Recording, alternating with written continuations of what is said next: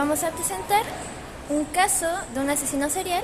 En este caso es Jeffrey Dahmer, un tipo muy solitario en sí, y queremos analizar un poco su patología psicológica, porque mucha gente piensa que puede llegar a ser un psicópata, y como una persona que tenía una vida, entre comillas, normal, una infancia también no tan trágica como lo podrían ser así como otro tipo de asesinos seriales.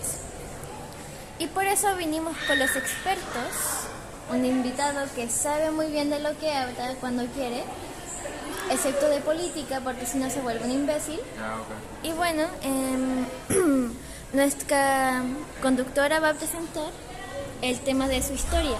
Vamos a analizar mucho el tema de cómo va a ser, esto se va a tomar en serio, cómo sus acciones pudieron haber cambiado de tal forma y detallitos chiquititos de su vida. Vamos a hablar sobre el caso de Jeffrey Dahmer, ya que es uno de los casos más conocidos mundialmente. Jeffrey Dahmer tuvo una infancia un poco compleja debido a que su madre era una adicta a las sustancias médicas y su padre él trabajaba y era un poco ausente con su hijo. Cuando era pequeño, su padre relata que él era normal, que se juntaba con otros niños y que realmente era un niño normal, pero que supuestamente luego de una cirugía a una hernia, el niño dejó de juntarse y de relacionarse con otras personas. Pero hay evidencia médica que dice que una hernia no te puede afectar psicológicamente, a no ser que sea una hernia que esté en tu cerebro, una cosa así. Él creció y sus padres se separaron debido al consumo de sustancias de la madre de Jeffrey Dahmer, y él se quedó solo en su casa, ya que su padre, debido a temas de trabajo, viajaba y su madre se largó con su hermano menor. Él, al estar solo, se hizo dependiente del alcohol, no de las drogas, únicamente del alcohol. Consumía alcohol en su colegio, fuera de su colegio, en su casa, y era un alcohólico básicamente. Cuando él, en ese periodo que él estaba solo, él descubrió su sexualidad, la cual era la homosexualidad. Le atraían específicamente los torsos de los hombres y de cierta forma le llamaba mucho la atención la taxidermia, ¿cómo se llama esa cosa? Básicamente mantener el cuerpo de los animales en su estado. Perdón, una intervención. ¿De dónde piensas que pudo llegar a surgir este gusto por él? Ese gusto de taxidermia es debido a que su padre, cuando era chico, para poder conectar con él luego de la cirugía de la hernia, le empezó a enseñar a cómo diseccionar animales. Era el único gusto que tenían en común, ya que su hijo era bien retraído luego de la cirugía. Continuando con la historia, él, al descubrir su sexualidad, lo ocultó debido a la época, ya que no era aceptado, y se encargó de ir al ejército. Bueno, la pareja de su padre y su padre le aconsejaron meterse en el ejército, el cual él aceptó, pero debido a su adicción con el alcohol, él terminó siendo básicamente dado de baja. Al ser dado de baja, él volvió a vivir solo, solamente que empezó a vivir con su abuelo, debido a una orden de su papá, ya que su papá no quería tenerlo en su casa. Al vivir con su abuela, él fue básicamente como atrapado, masturbándose en vía pública, y lo tuvieron que llevar a juicio debido a eso. Ok. ¿Y piensas que, no sé, porque hay muchas personas que reprimiendo mucho lo que son y lo que sienten, pueden llegar a, por decirlo así, explotar? ¿Piensas que eso pudo haber sido un detonante importante para lo que pasó después? Yo creo que no. Yo creo que lo que más le afectó a él y lo que hizo detonar el tema de ser un asesino es que él tenía un miedo gigante al abandono. debido a que su mamá lo abandonó, debido a que su papá lo abandonó, debido a que no tenía nadie que lo apoyara realmente y que no le dieron ayuda psicológica, debido a que todas las veces que él fue llevado por oficiales de la ley, nunca le ofrecieron una ayuda real, porque o sea, le dijeron que él tenía que ir a terapia, pero ni el Estado ni su familia le apoyó con eso. O sea, el Estado no se lo proporcionó, ni su familia tampoco. Entonces yo creo que lo que él tenía miedo era un miedo al abandono, debido a que él tenía una pareja sexual, pero que se sometiera tanto al punto que pareciera que estaba muerto. Entonces cuando él estaba viviendo con su abuela, él tuvo a su primera víctima.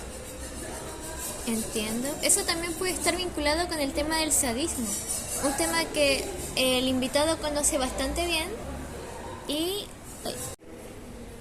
Yo en sí tengo igual unas teorías de por qué Dahmer hacía las cosas que hacía, porque primero hay que tener en cuenta que Dahmer, comparándolo por lo menos con otro tipo de asesinos, que de los miles de casos que hay de asesinos seriales, Dahmer era bien curioso, no solo de PPO, empezando por su aspecto, de que primero nada, porque si uno lo ve, es como un chico tan, como dirían, piola, porque no como otros asesinos que usualmente tenían como tatuajes o marcas, en sí tenían como marcado en su aura como una vida de maltrato.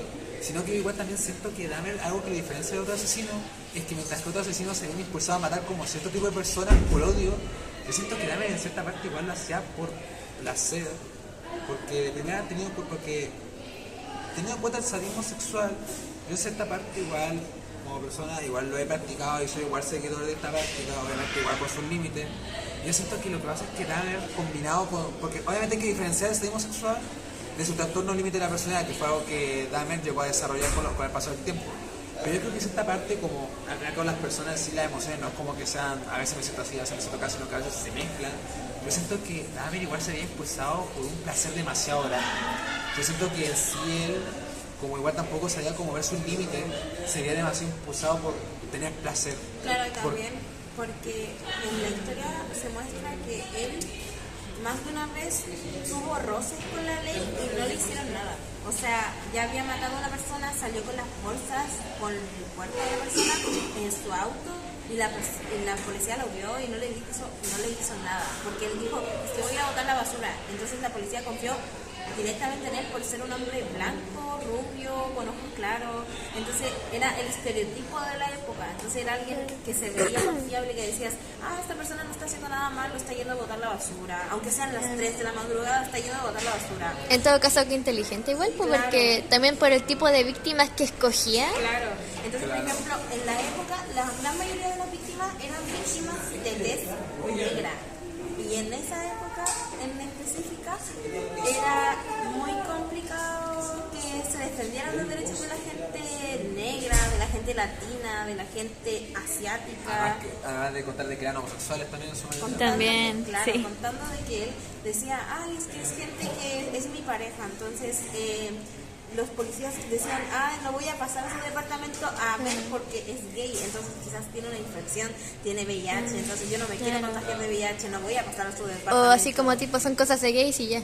Claro, entonces realmente él lo hizo sabiendo lo que hacía, porque de hecho en las entrevistas que le hicieron después de que lo habían capturado, le dijeron, ¿tú sabías lo que hacías? Y él dijo claramente que él sabía lo que hacía, porque era algo que ya al inicio sí era todo el tema del abandono, del miedo a que la gente se vaya, pero realmente él encontraba un placer en matar a la gente, porque él los obligaba a ver una película, él estaba obsesionado con la película esta, la de... no me acuerdo muy bien el nombre, Ya. pero era una película con la que él estaba obsesionado, porque él hasta tenía lentes de contacto, cada vez que mataba a una víctima se ponía los lentes de contacto, era como tener otra personalidad, pero realmente, o sea, era algo complejo, porque a fin de cuentas él sabía lo que hacía, y aunque tuviera traumas, tuviera una instancia difícil, tuviera el trauma del abandono, él sabía lo que hacía.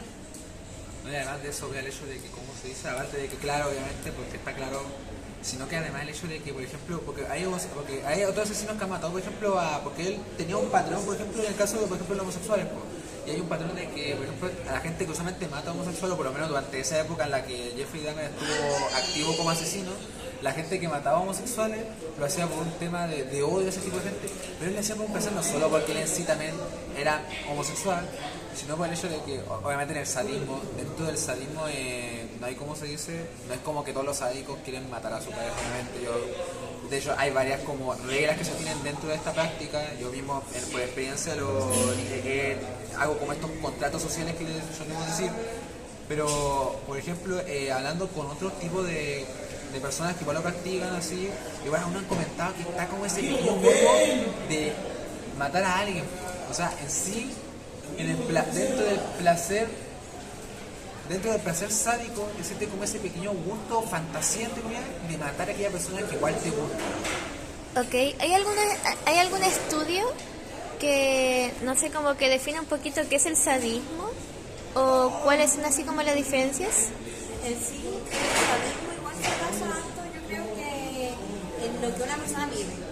Porque, por ejemplo, si tú eres un niño y tú toda tu vida te has dejado abandonado o de cierta forma te has sometido en sí, pero no de una forma sexual, tú vas a decir, esto me gusta, entonces yo voy a buscar a la pareja que haga eso, que me someta, que me maltrate, que me pegue, todas esas cosas. Entonces es algo igual que se tiene que ver y corregir en la infancia. No digo que el sadismo esté mal, porque si a la gente le gusta, bueno, es problema de ellos, pero realmente yo creo que el sadismo es algo que va más allá de es que esto me gusta, es algo de lo que uno vive, de cómo se relaciona, todas esas cosas, porque a fin de cuentas básicamente eso, si tú vives un maltrato cuando eres chico, vas a buscar a alguien que te maltrate. Es algo que sea así normal o que tú digas como, esto está bien si a las personas les gusta y tienen un contrato social de por medio, pero realmente no es algo sano, porque a fin de cuentas siempre va a estar ese afán de querer matar a la persona de por medio, de querer como asfixiarla o asesinarla. Claro.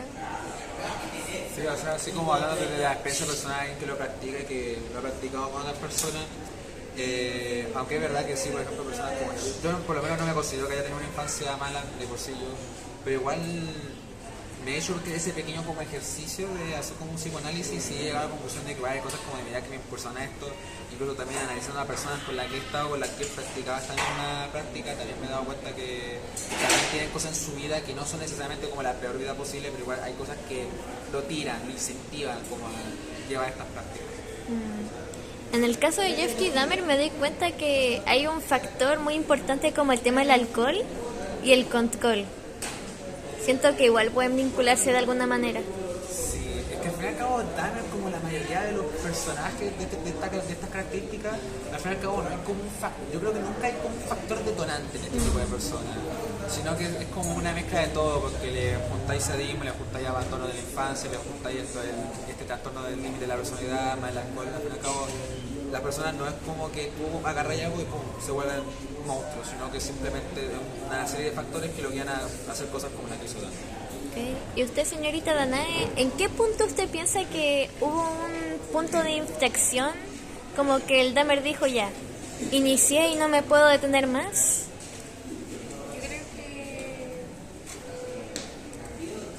el punto de inflexión que pudo haber sido cuando mató a su primera víctima.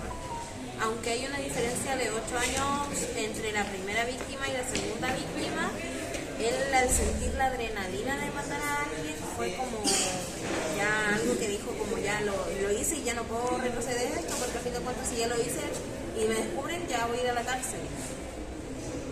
Pero yo creo que en sí el punto detonante es haber descubierto su sexualidad y haber descubierto las cosas que realmente le estaban atrayendo. O sea, de cierta forma a él no le inculcaron bien el tema de la sexualidad, de decirle como, oye, sabes que esto está bien, esto está un poco más raro, o esto está bien pero con ciertos límites. Entonces, de cierta forma, él descubrió que el sadismo y como que quería libertad en eso, tener la posibilidad de poder matar a la persona, pero de cierta forma a él no le gustaba, por ejemplo, si él estaba con una persona íntimamente, no le gustaba que esa persona se estuviera moviendo. Entonces Ok. él, cuando le decía a sus víctimas como, oye, ven, vamos a este hotel o vamos a esta sala de baños que les decían antiguamente, creo que igual eso de que él drogaba a sus víctimas antes de hacer cualquier cosa sexual con ellos. Entonces él quería a alguien que realmente pareciera un cadáver vivo, quería a alguien que se quedara con él y por eso hacía, de hecho él hacía como prácticas, como una, ¿cómo se dice? Por lo mientras que mis compañeros buscan, no sé si ustedes sabían, pero hay un tema con el tema de... La lobotomía, ahí está. Ese mero ya. Digamos que el tipo Es de... como te meten un puto clavo gigante, weón. Jeffrey ¿Qué va a hacer Dahmer, eso? Jeffrey Dahmer llegó a tal punto de que, Practicó la lobotomía. claro, también, pero una víctima no muy mencionada fue un maniquí. Hubo un maniquí de por medio, En la casa de su abuela. claro, en la casa de la abuela, y digamos que el tipo como que le dio vergüenza después cuando su abuela lo pilló, curiosamente en el closet. Su abuela lo botó y él se dio cuenta cuando llegó a su casa. ¿En serio? Su abuela lo pilló y lo botó a la basura y él cuando llegó a su casa se dio cuenta de que él la había botado y le dijo, puta madre abuela. Ahí vemos que el apoyo familiar no estaba muy bueno ahí, como que la abuela como que dijo, oye, bájale 2 callitos. Sí podemos decir que Dahmer es un ejemplo de lo que pasa cuando si hay una persona... No puedo para ella.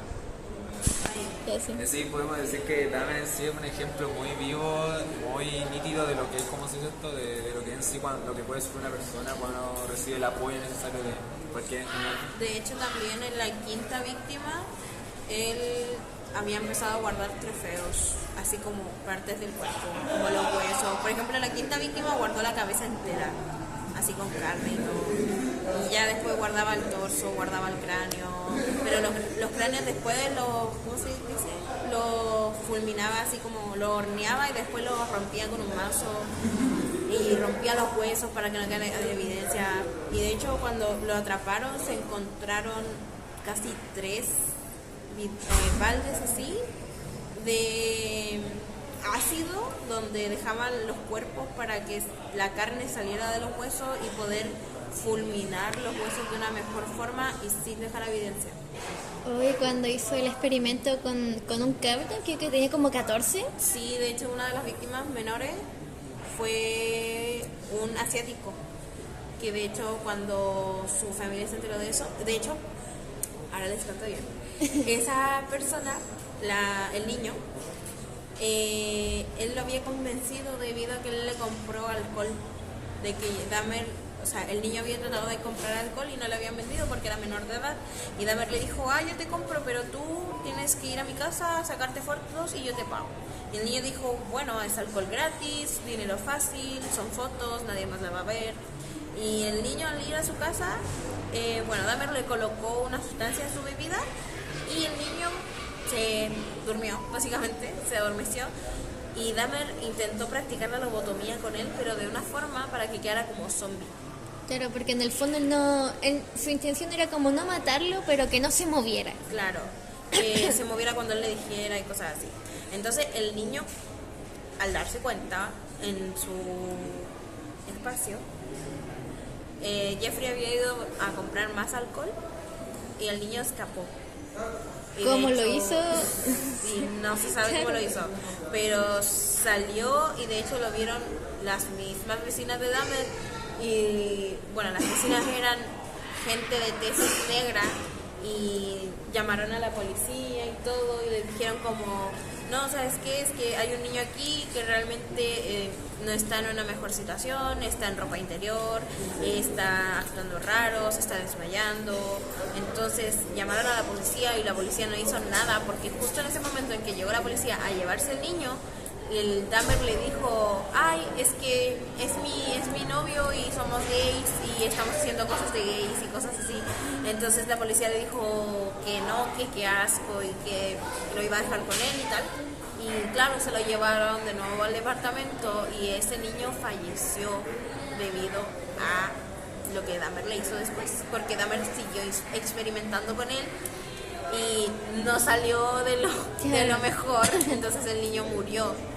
pero de en sí Dahmer siempre guarda, o sea, desde la quinta víctima él guardaba trofeos, que eso es igual algo que se ve en los asesinos, porque ven que es algo que dicen como, ay, yo maté a alguien, entonces yo tengo esto que evidencia que yo maté a alguien.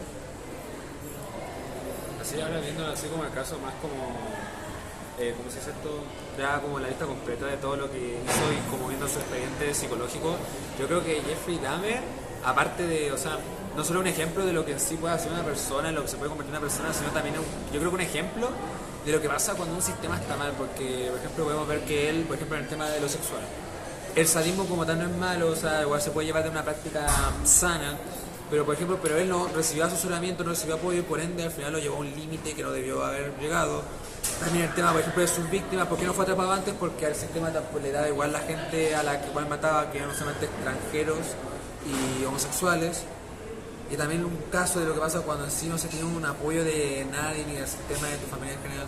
Yo creo que Dahmer en sí no es un reflejo de lo que puede convertirse una persona, sino un reflejo de cómo nosotros como sociedad actuamos frente a ciertos individuos. También podríamos decir que él igual recibió de cierta manera como un abandono emocional, porque un abandono físico no tanto, pero... Es que ese es el tema, fue un abandono como de todo, fue en sí un mal plan de donde vea que los niños en sí. Yo creo que también es un reflejo de cómo la sociedad actúa frente a ciertos casos. Y bueno, ya hemos terminado. Estamos muy contentos de haber compartido todo esto con ustedes y con usted, profe, también, perdón, no sé cómo se llama. Y bueno, fuimos Salas de Patos, aquí en vivo y en directo. Adiós, nos despedimos y nos vemos. Adiós.